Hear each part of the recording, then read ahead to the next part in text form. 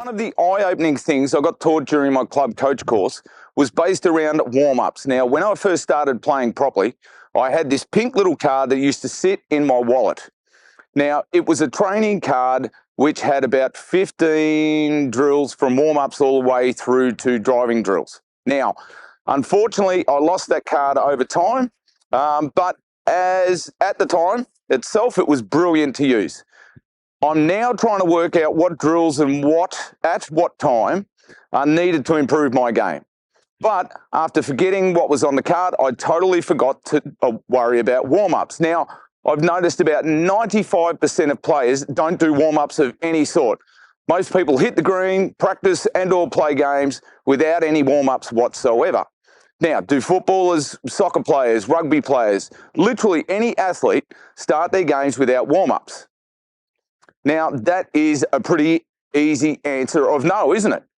So why do we, as lawn bowlers, think we can just go out onto the green without any form of warm-up? Now, I have personally stopped thinking that way and have 4 to 5 quick and easy drills to show you to get the body and muscles all warmed up, whilst also getting your line and weight of the green. Now, these drills should take you no longer than, say, 20 minutes, and I personally do them before every game and every practice, and have found I can hit the green running a lot quicker than most. Now, one of the blokes from Baronia I was talking to last week, and he said to me, "Mate, it always takes me 2 or 3 hands to get my line." Now, my reply was pretty simple. Do the drills I'm about to show you, and you'll have your line before anybody else even starts roll-ups. And that's true. So let's get cracking with our first. The first thing you should do is some stretching. Some hamstrings, quads, hip flexors are good, as well as doing some shoulder rotations. Now, our first drill adds to those stretches. It's an easy drill just to get all your joints and muscles going. Now, the mat, as it is, should be 2 meters from the tee facing the ditch. What the hell are you talking about, Matt? Well, what, we're going to bowl into the ditch? Are you mad? Well, yeah, pretty much. But I also am not silly. So put your discs about 1 meter. You don't have to use discs, but if you do, put them 1 meter either side of the tee line off the middle line. What we're going to do is 4 bowls on the forehand into the ditch. Now, you must go over your line or the discs, especially, that's why they're good. So next we're going to do 4 on the backhand, 4 on the forehand again, and 4 more on the backhand. Now, the idea is to be gentle, get your form correct, and get those muscles moving. So let's get into it.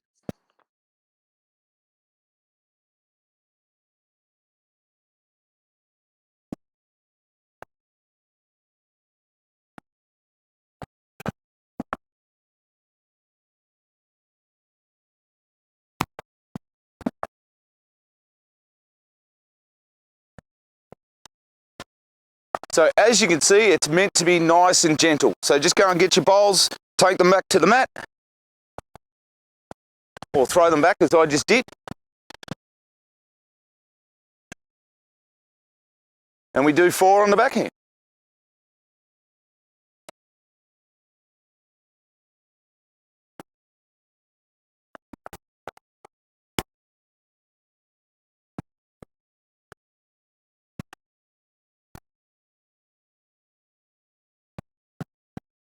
So that's the first drill done.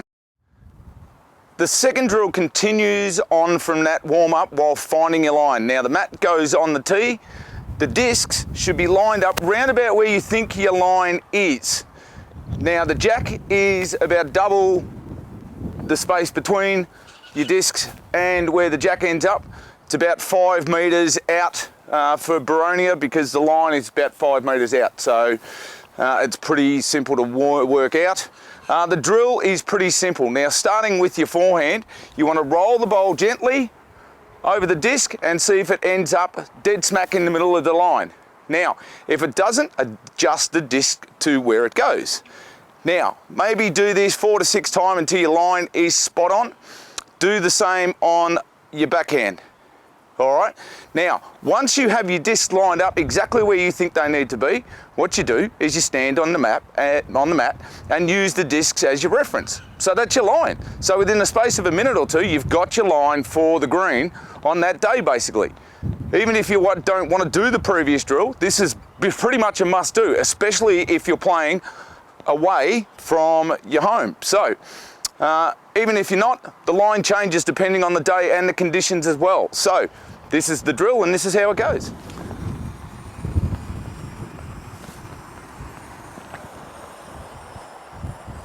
All right, so that one was a bit too quick. Let's just slow it right down.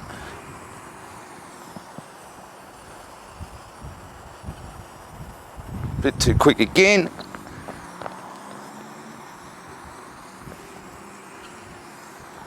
Right, straight over the top of the disc there, and as you can see, that's pretty much dead in line, and that's what we're trying to achieve there.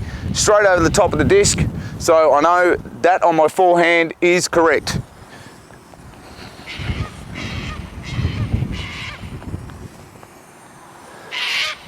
Straight over the top of the disc on the backhand. And we can see it's shallow. So what we do, and this is the whole objective and the whole idea, move the disc in because we know the backhand's a little bit shallower. All right, so let's try the backhand again.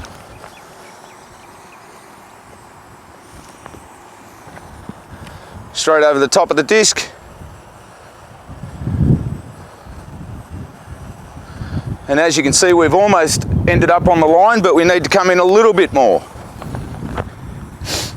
Now granted, again today, the wind is up a bit, so again, conditions are different. Normally where I had the disc would be my line, but today with the wind and the crosswinds, I've got to bring it in a bit more.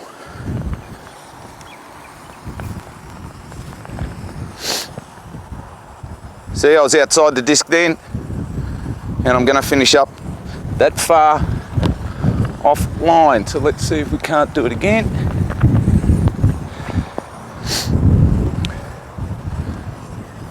All right, so we know we're pretty much spot on. So that's the second drill done. The third drill is all about weight control and slide adjustments. Now remove your discs in the jack from the previous one.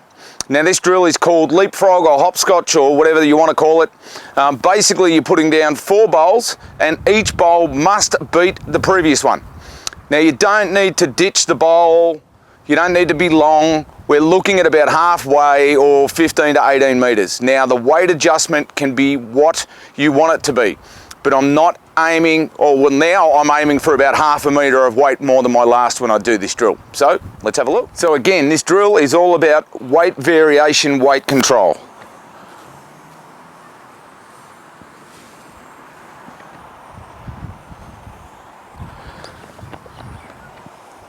Righto, so my first one's gone down about halfway.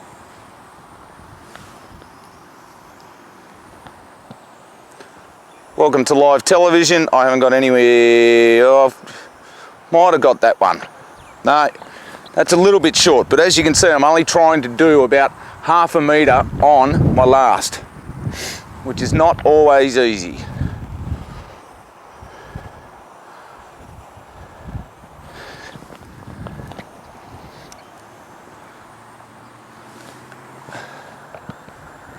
That one's a little bit heavier. That's probably going to crash into the front too, but you get the idea. So basically that's what we're trying to do. So do a couple on your forehand, a couple on your backhand, and you're done. Let's move on to the last 2. The last 2 warm-up drills are standard practice drills, but I use them if I'm playing as part of my warm-up. Now, they are both weight-related drills. Now, the first is follow the jack drill. This drill is a standard drill that a lot of people use, but I've tweaked it slightly, and it was something I used to practice a lot when I first started. So, the mat should be on the tee again. Basically, you roll the jack to a desired length. Just after you've rolled the jack, you then follow it up with a bowl before the jack finishes. So the weight should be exactly the same as the jack roll. Then draw another bowl on the opposite hand to that jack. Next, you roll another jack to a shorter distance to the first, and then basically repeat the process. Do that up and back. Here's how it goes. One. Righto, so the drill's pretty simple. Roll the jack, follow the jack down with your bowl, pick another bowl up and go with the forehand once both have pretty much rested.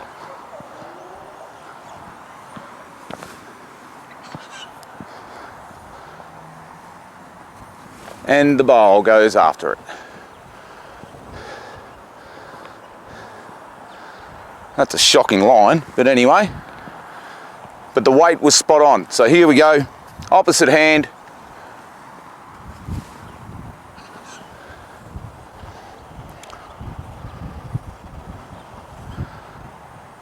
That's a little bit better. Righto, and again, so we're going to try and roll it a bit shorter. And we follow this one down. Oh, I've got no idea with the weight on that one. I won't do a second cut.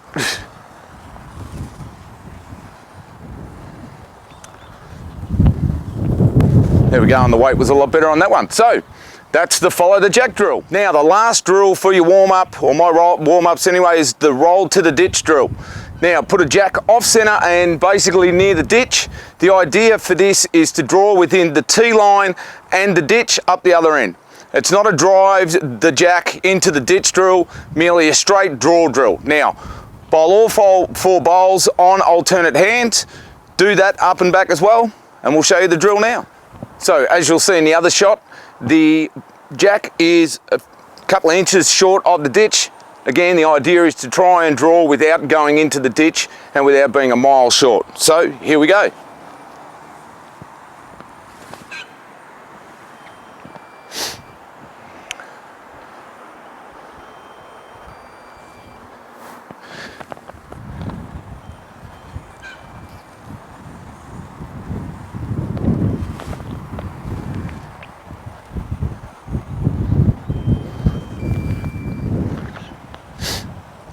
Oh, that one's well short. Now 2 on the backhand.